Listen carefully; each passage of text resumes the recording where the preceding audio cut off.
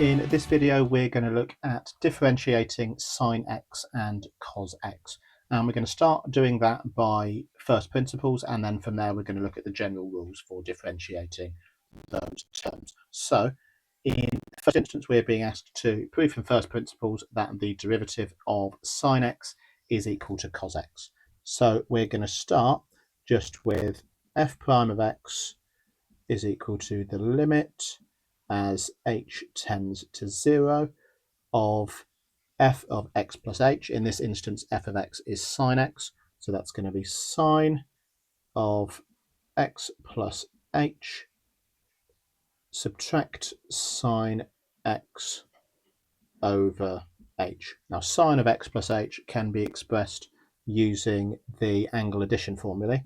So that is the limit as h tends to 0 of sine x cos h plus cos x sine h, and then we've got that subtract sine x there as well, all over h.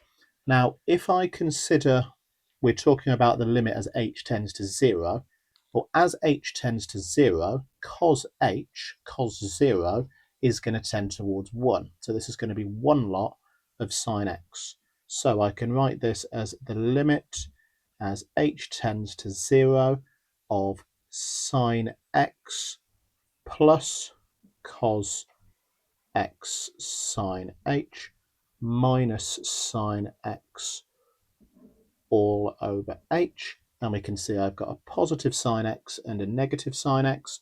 They're going to cancel, and that leaves me the limit as h tends to 0 of cos x sine h over h.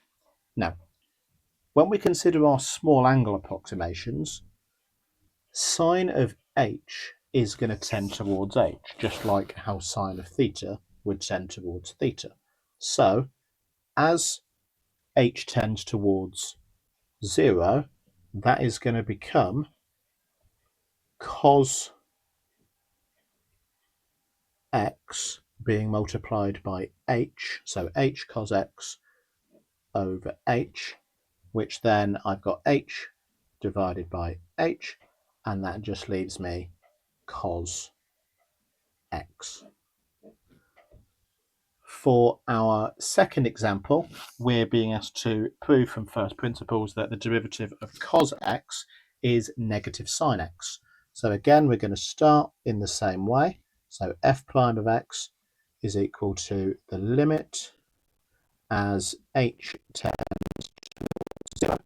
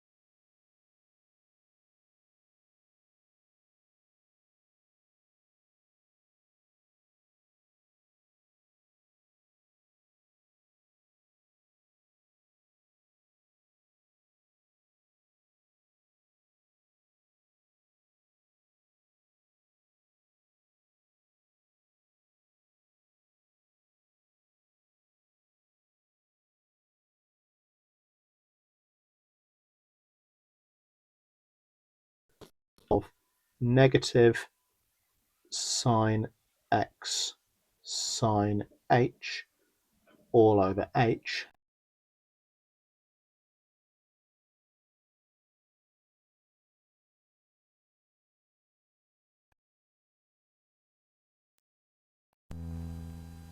negative h sine x all over h, and again my h over h will cancel, and that is going to give me negative sine x. So differentiating sine x gave me cos x, differentiating cos x gave me sine x. Now, as general rules, we have the following. So if y is equal to sine kx, so if I have a number in front of x, then dy by dx is given by k cos kx. And if y is equal to cos kx, then dy by dx is equal to negative k sine kx. So if we use those two rules to differentiate the following, if y is equal to sine 5x, then dy by dx is equal to, differentiating sine would give me cos, so that's going to be 5 cos 5x.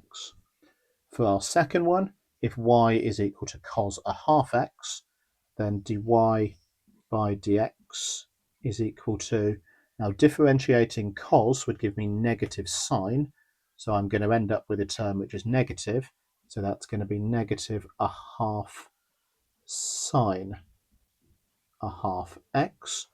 And finally for this one here, I've got 6 sine 7x subtract 4 cos 3x. Well, I'm going to end up with, differentiating sine is going to give me cos, so I'm going to have 7 times 6 is 42 cos 7x, and then I've got negative 4 cos 3x. Differentiating cos is going to give me negative sine, and because this was negative and this is going to become negative, they are going to make a positive, so it's going to be plus 12 sine 3x. For more GCSE and A-level maths content, subscribe to N Jackson Maths on YouTube.